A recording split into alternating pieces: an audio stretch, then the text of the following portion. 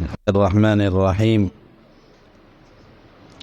وقالوا لولا نزل هذا القرآن على رجل من القريتين عظيم وهم يقسمون رحمة ربك نحن قسمنا بينهم معيشتهم في الحياة الدنيا ورفعنا بعضهم فوق بعض درجات ليتخذ بعضهم بعضا سخريا.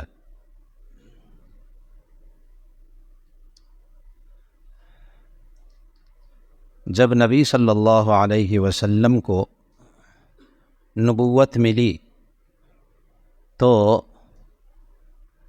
آپ حضرات جانتے ہیں کہ معاشرے کے اعتبار سے ویسے تو آپ صادق تھے، امین تھے اور بہت اچھے اچھے القاب و آداب تھے آپ کے لیے، لیکن مالی اعتبار سے آپ صلی اللہ علیہ وسلم کمزور تھے. اور آج بھی دنیا کا رواج یہ ہے کہ چاہے کوئی بہت ہی دیندار، نیک، سمجھدار، فہیم انسان کیوں نہ ہو اور ہر ایک سے خوش اخلاقی کے ساتھ وہ ملتا ہو، لیکن اگر اس کے پاس نوٹ نہیں ہے تو دوسرے لوگ اسے سمجھتے رہے یار رہن دے، کتنا بڑا ہے، دیکھتے ہیں ہم نے بھی دیکھا ہے بہت ایسو. یعنی معاشرے میں اس کو کوئی اہمیت نہیں دی جاتی. دین کا کام کر رہے ہیں، ایک مالدار صاحب کر رہے ہیں، ایک غریب آدمی کر رہا ہے. غریب آدمی بیچارہ بہت محنت کر رہا ہے، دین کے کام میں لگا ہوا ہے، رات دن ایک کیے ہوا ہے، اور مالدار وہاں گھس آئے گا تو اپنی پوری ہیکڑی جتائے گا اور دکھائے گا کہ میں تم سے زیادہ کر رہا ہوں، یہ والا کرو، وہ لے کر کے آؤ، چائے لے کر کے آؤ، فلاں لے کر کے آؤ. یہ سب سسٹم ہے جو آپ حضرات دیکھتے رہتے ہیں اور ہم بھی دیکھتے ہیں، اور ہم لوگوں کو ایک اچھا خاصا تجربہ ہے. تو یہی بات کفار کہا کرتے تھے. اصل یہ ہے کہ ہم لوگوں کو ان صفتوں سے بچنے کی ضرورت ہے. کفار کا کہنا یہ تھا کہ اس قرآن کو تو اس بستی کا جو معزز انسان تھا، جو بڑا آدمی تھا، جو چودھری تھا، جس کے پاس پیسہ بہت تھا، اس کے پاس اس قرآن کو آنا چاہیے تھا. اس آدمی کے پاس کیسے چلا آیا؟ علی رجل من القریتین عظیم، جو بڑا آدمی ہے، چودھری قسم کا لیڈر ہے، اس کے پاس آنا چاہیے تھا. پیسے کے اعتبار سے وہ بڑھا ہوا ہے، اس کے پاس آنا چاہیے تھا. یہی اشکال حضرت موسیٰ کی قوم نے کیا تھا حضرت موسیٰ سے کہ نہیں، حضرت موسیٰ نہیں، اس زمانے کے جو تھے ایک اور نبی تھے، وہ جو دوسرے پارے میں اس کا ذکر موجود ہے کہ ہاں، طالوت اور جالوت کا جو واقعہ ہے، وہاں پہ لوگوں نے اسی طرح کا اعتراض کیا تھا. تو اس طرح کا اعتراض چلتا رہتا ہے. اللہ فرماتے ہیں اَهُمْ يَقْسِمُونَ رَحْمَةَ رَبِّكَ، کیا یہ اللہ کی تیرے رب کی رحمت کو یہ لوگ تقسیم کرتے ہیں؟ یہ تو اللہ کی طرف سے ہے، یہ تو من جانب اللہ ہے. دوسری جگہوں میں اللہ نے فرمایا ہے کہ اللہ رسولوں کو منتخب کرتے ہیں. اللہ جسے چاہتے ہیں رسول بناتے ہیں. تمہارے کہنے سے رحمت اللہ کی تقسیم ہو جائے گی کہ فلاں کو دی جائے، فلاں کو نہ دی جائے، تیرے کہنے سے یہ چیز نہیں ہو سکتی ہے. اللہ جسے چاہتا ہے اپنا منتخب بندہ بناتا ہے، اپنا رسول اور پیغمبر بناتا ہے. تمہارے چاہنے اور کہنے سے کچھ نہیں ہوتا. اس شخصیت کو اللہ نے پسند کیا ہے، تم کو بھی اسی کو ماننا ہوگا. نحن قسمنا بینہم معیشتہم فی الحیات الدنیا، اللہ کا نظام ہے کہ اللہ نے معاش کے اعتبار سے، مال کے اعتبار سے لوگوں میں کمی بیشی رکھی ہے. کسی کو مال کے اعتبار سے اوپر اٹھایا ہوا ہے اور کسی کو نیچا رکھا ہوا ہے. یہ اللہ کا نظام ہے. کسی کے پاس دولت زیادہ ہے اور کسی کے پاس کم ہے، کسی کے پاس کچھ نہیں ہے. یہ ساری تقسیم اللہ کی طرف سے ہے. وَرَفَعْنَا بَعْضَهُمْ فَوْقَ بَعْضٍ دَرَجَاتٍ، اور ہم نے بعض کو بعض مراتب عطا کیے ہوئے ہیں.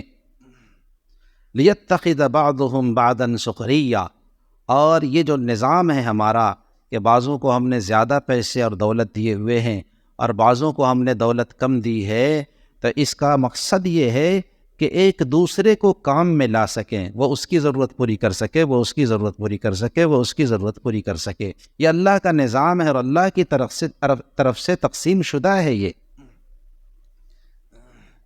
وَرَحْمَةُ رَبِّكَ خَيْرٌ مِّمَّا يَجْمَعُونَ۔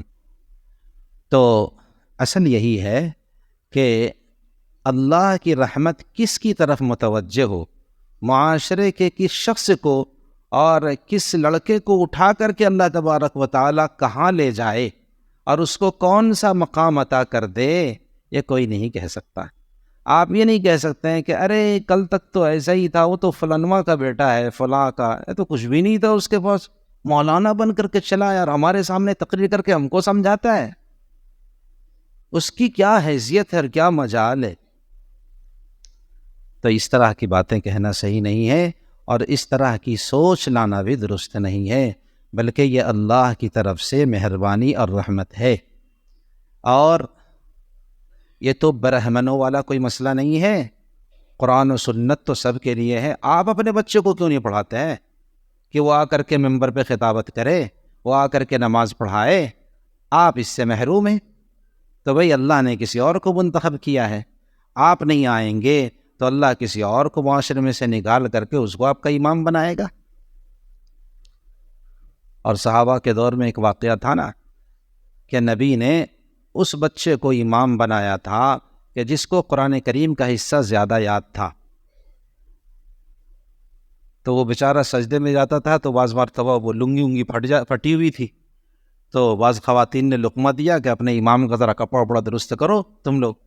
تو دیکھیے نبی نے اس کو لوگوں کا امام بنایا کہ جس کو قرآن زیادہ یاد تھا۔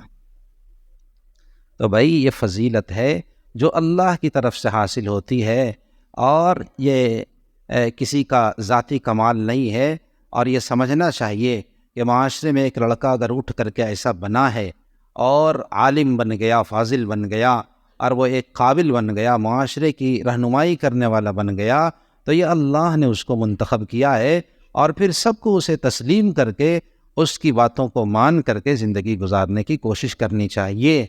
اور یہ اعتراض کرنا گویا کہ اللہ کی تقسیم سے جھگڑنا ہے کہ اللہ نے اس کو کیوں دیا، مجھے کیوں نہیں دیا۔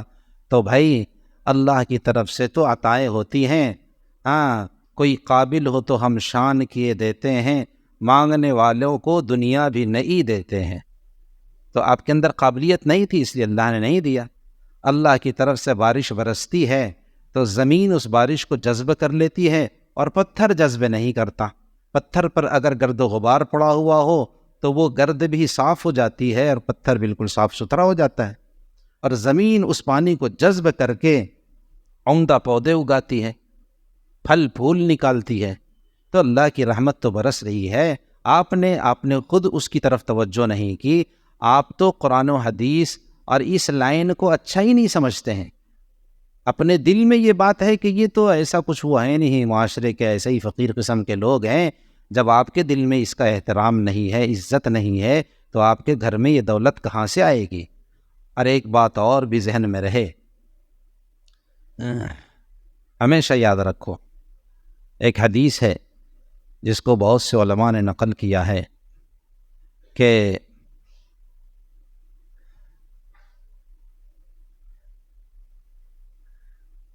اہل علم کے ساتھ محبت کرو۔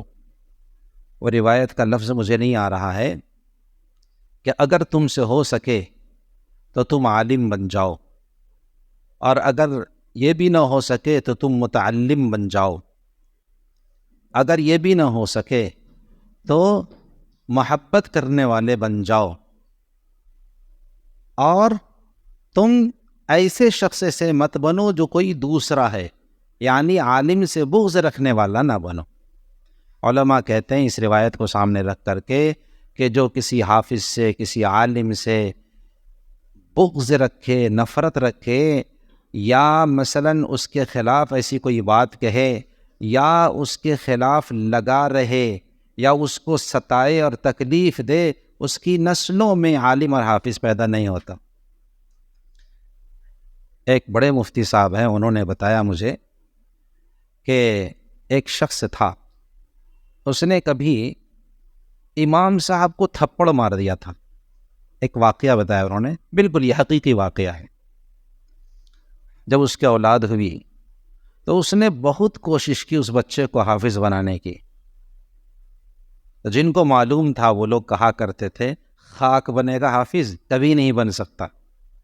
اس نے تو عالم کو ستایا ہوا ہے اور واقعتاً نہیں بنا. تو اس لیے میرے بھائی، یا تو آدمی عالم بن جائے یا متعلم بن جائے، اور نہیں تو کم از کم علماء سے محبت کرنے والا بن جائے. جو شخص عالم سے محبت کرے گا اللہ اس کی نسلوں میں کوئی نہ کوئی عالم بنائے گا جو قوم کا رہبر اور رہنما ہوگا. تو یہ اللہ کی طرف سے تقسیم ہے، جو کوئی چاہے اسے لوٹنے کی کوشش کرے اور اپنے خاندان کے لیے اور اپنے سلسلے کے لیے اس کو لوٹنے کی کوشش کرے.